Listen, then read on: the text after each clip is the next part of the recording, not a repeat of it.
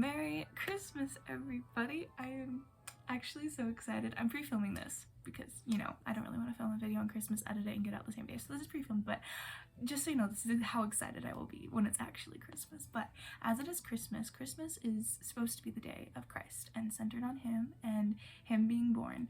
And so I figured I wanted to make a video talking about books that I find to be Christ-centered. I'm also going to share some of my favorite scripture verses towards the end of the video, but up till then I'll be sharing books that are from pretty much all genres, actually. These are just the ones that I was able to think of and remember. That I know there's more out there, but these are some of my favorites, the ones that I found, and just some good books that I generally recommend, and some of them I have already recommended very recently, actually. But first, I'd like to start with the one that pretty much anyone who's probably read anything knows, The Chronicles of Narnia by C.S. Lewis. This whole series, I just did a reread of this, and every single one of the books in this series have Christ at their center. So if you don't know the plot of these books, you can start either at The Magician's Nephew or The Lion, the Witch, and the Wardrobe. The Magician's Nephew kind of tells you the beginning of how Narnia started, and then The Lion, the Witch, and the Wardrobe follows 4 children who are siblings that fall into another world, and they help to free that world from the evil witch who's taking control of it. But where like the Christian elements fall in is there's a lion who literally created the world, and his name is Aslan, and he basically is the person who guides all the children through all their adventures through the entire series and keeps them safe and gives them guidance. And it's not a subtle analogy at all. These are very Christian books, but it is still very beautiful. Even though those books are pretty much written for children, I still think that they are wonderful for anyone of any age to read. So if you have a wish to pick up fantasy, and these are fantasy, these are really, really easy ones to read. I think the audiobooks themselves are only like 6 hours long, maybe for one of the longest ones. So if you want to read one of them, read a fantasy that's like an older, more nostalgic feeling one. These are fantastic. All right, I think following along the fantasy line, we have The Lord of the Rings by J.R.R. Tolkien. Now, the funny thing about both The Chronicles of Narnia and The Lord of the Rings is C.S. Lewis and Tolkien, according to, historians, I never met them, were friends in real life. And Tolkien apparently was annoyed at C.S. Lewis for his very, very obvious Christian metaphors. And so Tolkien was like, I'm not going to write a book with any Christian metaphors in it. And his book is one of the best Christian metaphors ever written. And if you don't know the story of Lord of the Rings, it follows, well, I guess The Hobbit's the first book in the series, but you don't need to read The Hobbit to understand it. It just gives you a little bit more backstory. He wrote The Hobbit first while he was trying to figure out the lore of this series. I don't remember exactly how everything happened. If you really want to know, look it up somewhere else. Someone else knows this more than me. But the Lord of the Rings plot follows Frodo, Sam, Merry and Pippin, and a bunch of other people as they go on a quest across the world to throw a ring into Mount Doom, because the ring has basically the life force of the bad guy Sauron. I've never tried to make this summarize before in my entire life. The bad guy Sauron into Mount Doom to basically kill the bad guy. But the reason that Frodo and Sam and the rest of them have to do it is because Frodo is small. And so basically they're hoping that a small person walking across Mordor in the entire world can hide from the bad guy and he won't notice. And so basically it follows that. Stuff happens, obviously, but where the Christian metaphors comes in is you have multiple characters actually that give up their lives for everyone in the world to help them be better, and there's other allegories and stuff like that in there. But this is just, it's a classic for a reason, and it's really good. This one's a little bit harder to read. I'd say Chronicles of Narnia reads more readable because it's more of a children's book, and this is definitely more of an adult fantasy, but it's written in like older days English, but also in a language that he kind of made up. Like he made up his own Elvish language. But anyway, it's a really, really good book. I really recommend it. And if you don't want to spend the time reading this, you can spend the time watching the extended version of the movies because they're both good. I recommend both of them. One of the last-ish, I think, fantasy books I have. Why is there a pit in this book? Is there a cherry pit? This is why I don't let my siblings read my books. This is the family copy. I need to get my own copy of these books at some point, but over the years I let my brothers borrow mine and they became dilapidated. So I will get my own copies eventually. But Harry Potter. This one is the last book in the series because this one has the most prominent Christian metaphors in it. If you don't know anything about the plot of Harry Potter, I won't spoil the last book for you, obviously. This one is the one with the most Christian stuff in it, but I won't tell you why because it will spoil the plot. Basically, you have Harry Potter, who was attempted to be killed by the Dark Lord Voldemort, and basically his shenanigans at school and him trying to defeat Voldemort. That might be the easiest way to summarize it, but if you guys, okay, I know Destiny Sidwell has recently read this series, and I am so proud of her for it. You have no idea how proud I am of her for reading Harry Potter. I'm so happy, actually. It makes me happy. Just like, even if you don't like the books, I really appreciate the time anyone tries to put into reading them, because my boyfriend, I think he's tried to read them, but he didn't like them. I'll try to make him read them again at some point, but I haven't read these for many, many years, but they are fantastic. The Christian, what was I saying? Oh, if you haven't read them and you're kind of nervous to read them, just know that the first book reads more like a middle grader YA book, and then as it goes on, it becomes more and more adult. So this is more adult than the rest of them. It's still YA, but it's more adult, and you get more adult themes, and there's a war that goes on at the end, and there's love plots and stuff like that, and the friendship's actually really good in this book. I really love these books, and the world building is wonderful. I think about these books constantly. There's a reason why everyone loves them and why they have such a, I guess, cult following, although it isn't a cult because it's like half the world. Can you be in a cult if it's half the world? I actually don't know. Anyway, those are my fantasy-ish books. Nope, actually I have one more, but I don't have the physical copy, which makes me sad. But Jeff Wheeler, I found his books when I was 14 or 15, and I have read every single one I can get my hands on, except for 2 that I have on my to-read shelf over there, but that's because I don't own the whole series, and I can't read them because they're not at my library, and each book costs $20. So I'm slowly collecting the series so I can read them at some point, but I have read most of his series, and the 3 of them that are my favorite, I'll put the covers of the first books of each series up here, but they're 3 interconnected series that have descending chronological order. So the first one is Something of Muirwood, Something Else of Muirwood, Tales of Muirwood, Legends of Muirwood, and then the last one's the Hagenheim series. No, not Hagenheim. What is it called? I know one of them's called, what's it called when it's the Harbinger series? Hagenheim is something else entirely. That is a different author. Her books also have Christian themes. I will talk about her next. Tales of Muirwood. The last one is the Harbinger series, which I read this series first. Loved it so much. His books, they're so beautiful, but I read them backwards. I've never actually read them in the right order. I read the series in descending order, so I went from basically the present day of the series as it is now. There's more books that have come up, but as I said, I can't read them because I don't own them. But I read like the most present day one, and then I read the one earlier, and then I read the latest one in the history of it. But you can read them, you could read any of the series by themselves. The first 2 series have 3 books in them, and then the last one has 5 books, and they're both wonderful. The reason why he is more of a, what is it called? More of a Christian writer. I think he is a member of my faith. I'm a member of the Church of Jesus Christ of Latter-day Saints.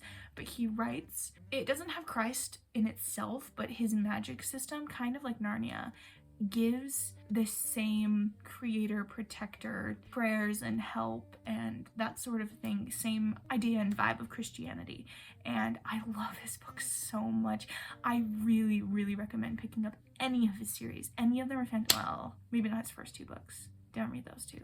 They're still good. They're still his writing, but they're not as good as the rest. But any of his books, so good. I love his writing. It makes me immediately feel like I'm in his world. Some of his books read more Tolkien than some of his other ones, but I still love them. I'll give you a slight paraphrasing of my favorite series of his, which is the Harbinger series, because I read it first, so it's like beloved in my heart. But in this world, you have 2 characters. What is her name? Sarah, I think, and then Seti of the Fells. So in this world, there are giant floating rocks in the sky, and they are held up by capitalism. So basically the rich people live in these big floating rocks in the sky. They have like manors and stuff on them. So that's like your piece of land basically. And then underneath there is just, they call it the Fells, but it's just this kind of darker area because it's blocked from the sun, from the big things in the sky, and it's like the slums of the world. And so the rich people, it's also kind of like a Regency era-ish. this series combines some of my favorite things in the whole world. But basically, the manors is where the rich people live, in the floating rocks in the sky, and in the bottom is the fells where everyone else lives. So Seti used to live in the fells, and then one day this guy, oh, I forgot his name, but he's a wonderful man. He's one of the best characters in the whole series. He finds her, takes her out of her life in the fells, and tries to adopt her, basically. So she's living on this rock with, and I think he has 3 kids. So one of the girls, they become fast friends immediately, and then another girl doesn't really like her, and then one of the boys, I think he just like doesn't care. And then it follows her storyline, and she has like this thing going on with ghosts and stuff where she can see them and they can like hurt her, basically, and she's terrified and wants to fix it. So he like tries to help her fix it. So that's one whole storyline. And then you have this other storyline with Sarah, who is basically the princess of everything. Her father is the king, or like the king's cousin or something. Like, she's in line for the throne. And one day, I think her dad dies or something, and so she becomes the princess queen. I don't remember exactly how it happens, but basically she becomes the ruler.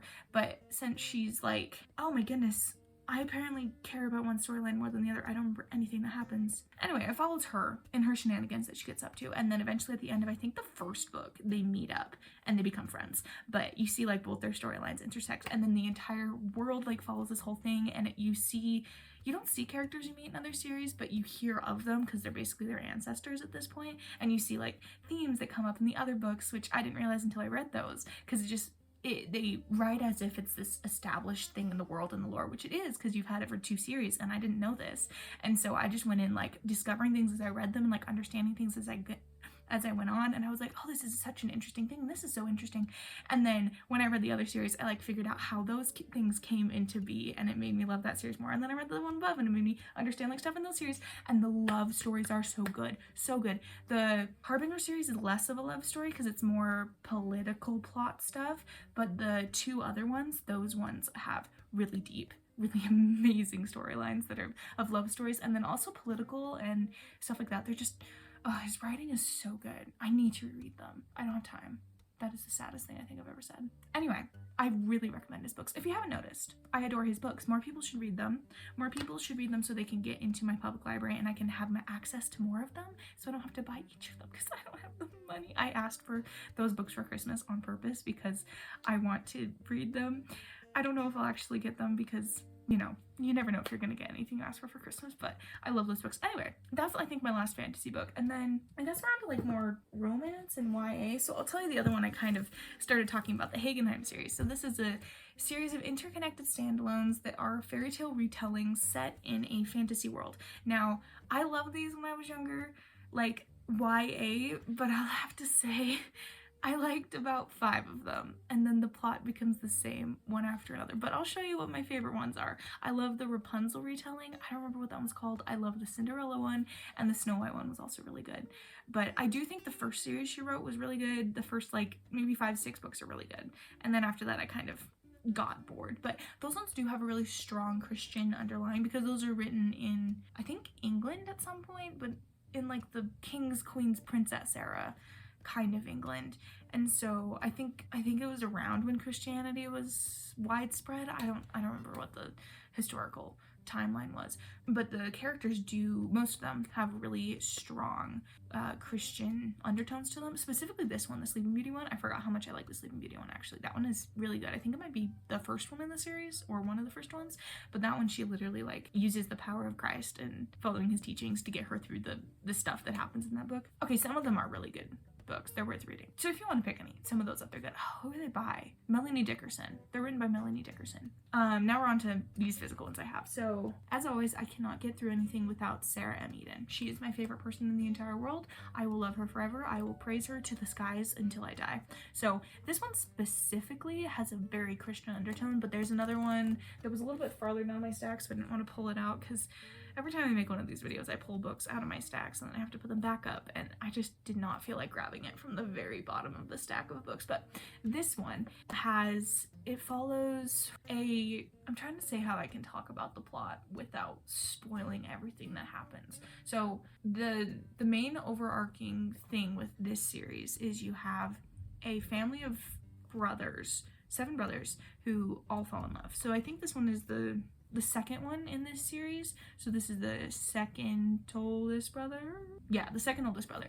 And so he meets a girl, and he's like really moody and depressed, but he doesn't know that he's really moody and depressed. Well, yes, he does. But it follows the storyline as they fall in love. Obviously, I'm telling this horribly because I don't want to spoil anything in this book, because I went into it completely blind and it was amazing. I'm trying to think if I can even tell you why it's kind of a Christian book without spoiling anything. I guess I can. So basically the guy in this book was really heavily religious until a thing happened in his life, and it really ruined his relationship with God. He still loves God. He just feels like he's not worthy to be in his presence.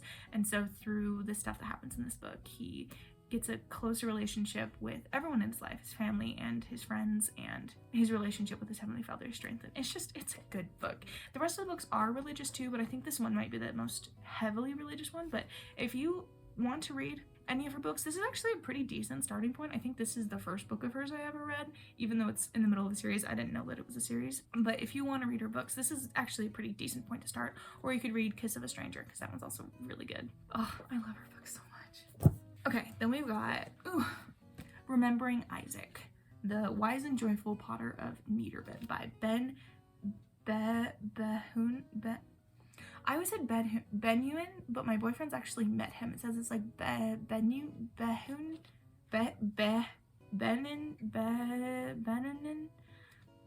I don't know.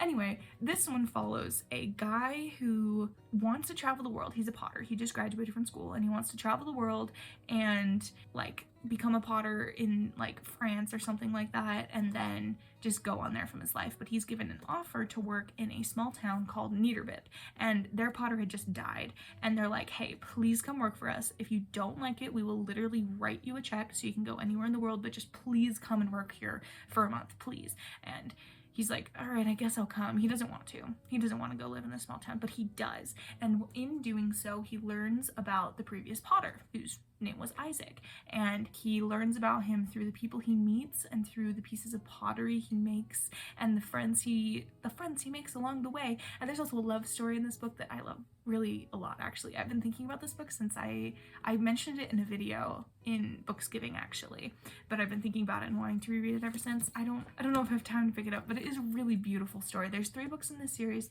but the reason this one is so tied to God is I think this guy I think Isaac was deeply religious, and so while he's talking to other people, he learns about how this guy was religious and how he helped affect other people in the town with their own, what is it called? It's not Christianity, their own religiousness. I know there's a word I'm forgetting. So the guy in this book becomes more religious because of it. I don't remember if he was before. Anyway, it's just a beautiful story. And then you also get a lot of really beautiful like mini stories along the way about the guy's life itself. And so you get to learn about him.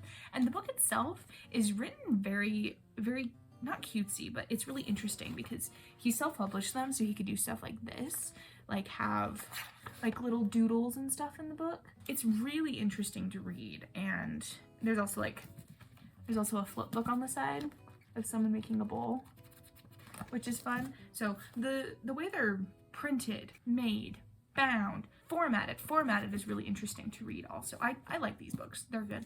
I'm a little bit scatterbrained, if you didn't notice. So I'm currently doing my reread of Little Women right now, and as I've been reading it, I've been struck by how Christian it is, because I would read it and be like, okay, number one, at the beginning of this book, at Christmas, that's literally the first chapter of the book, they're given what is described as little books for Christmas, and they're each bound a little bit differently.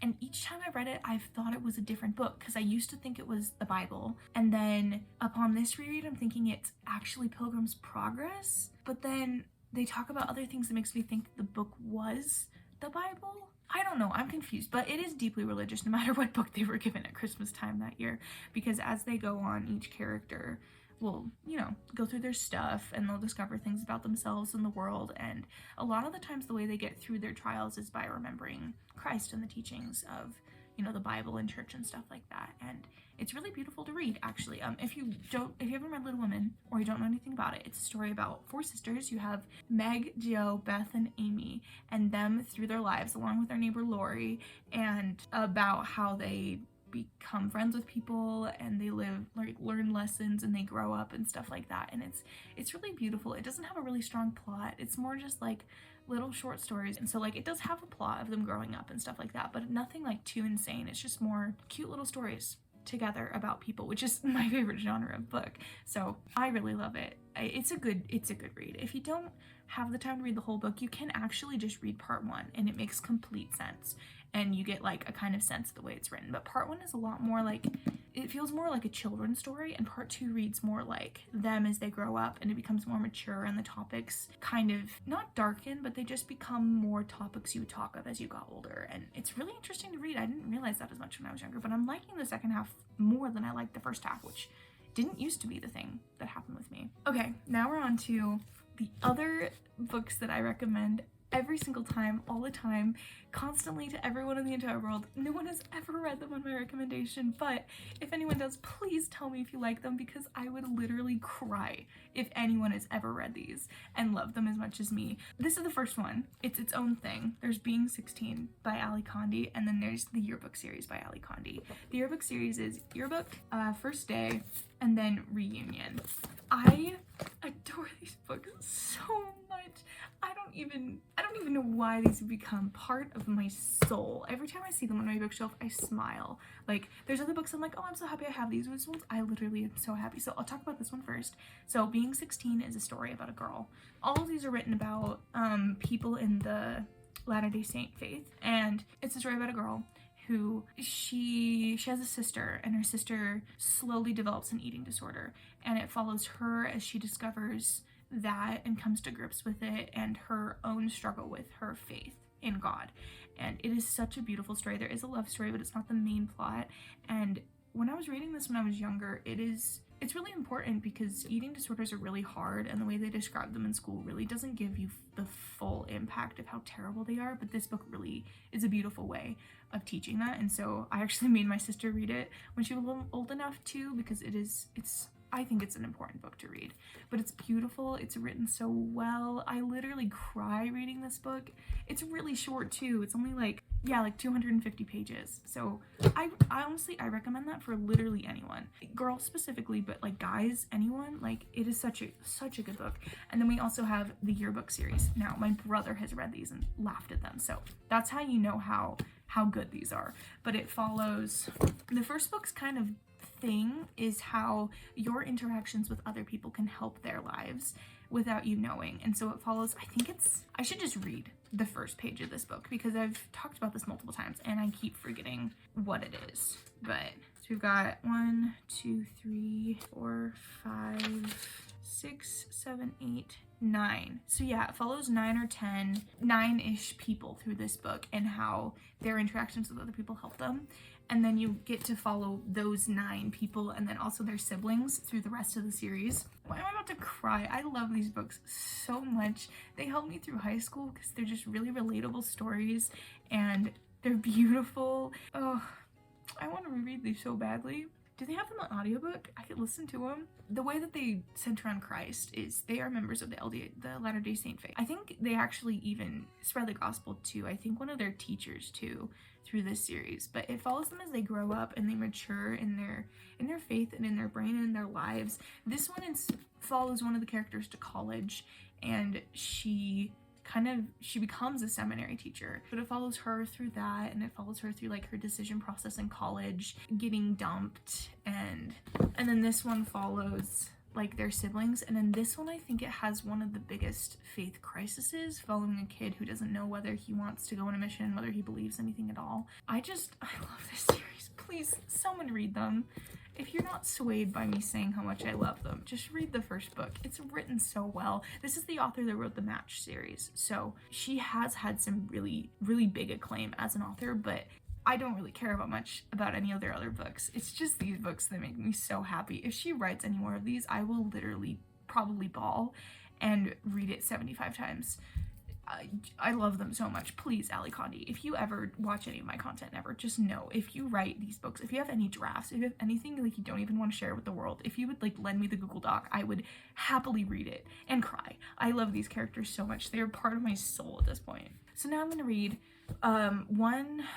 so the way I thought about this was I was going to read one verse from each of these books, because I have all of everything separated, I guess, but I was going to start with the Old Testament and then go from there. So the verse that I really love in the Old Testament actually is in Genesis chapter 1, verse 3. And God said, "Let there be light," and there was light. And God saw the light and that it was good, and God divided the light from the darkness. And while I was thinking about scriptures I wanted to read for this video, I thought about this one specifically. Well, I was in the shower, but in my life, light has been such a big factor for me in both my depression and just in general. I've discovered I love like twinkle lights and stuff like that, and it makes me feel better. But just to know that God saw the world without any light on it, and then the first thing he did before doing anything else was he made sure that there was light for people. I don't know why it's so beautiful to me. I don't even think I can describe it, but I love that. In the New Testament, we have Luke 1, verse 37 and 38. "For with God nothing should be impossible. And Mary said, Behold the handmaid of the Lord, be it unto me according to thy word. And the angel departed from her." This is when the angel is talking to her, saying that you shall be with child and call his name Jesus. And that line is just so beautiful to me. Just that the Lord, like, he knew how hard it was going to be for her, but because she had such faith and that the Lord knew exactly how to make it work for her, is just wonderful to me. And it gives me faith in my own life that things that I feel like are totally impossible can be made done. We have 2 Nephi chapter 2, verse 11. "For it must needs be that there is an opposition in all things. If not so, my firstborn in the wilderness, righteousness could not be brought to pass, neither wickedness, neither holiness nor misery, neither good nor bad. Wherefore all things must need be a compound in one. Wherefore, if it should be one body, if it must needs remain as dead, having no life, neither death, nor corruption, nor incorruption, happiness, nor misery, neither sense, nor insensibility. Wherefore it must needs have been created for a thing of naught. Wherefore there would have been no purpose in the end of its creation." And this is talking about how there has to be a good and the bad for the world, for there to even be a world. Because if there's no point to life, then why are we here? And I feel that in my bones. And then my favorite scripture in the whole world is D&C 68:6. I discovered this when I was in middle school, and it helped me through the horrible days that followed. So it says, "Wherefore, be of good cheer, and do not fear. For I, the Lord, am with you, and will stand by you. And ye shall bear record of me, even Jesus Christ, that I am the Son of the living God, that I was, that I am, and that I am to come." That's just my favorite scripture because it kind of encompasses everything I believe in one verse. And now I need to stop talking because I'm going to start crying, and it took me forever to put this mascara on, and it still doesn't look good. So, it's been a day.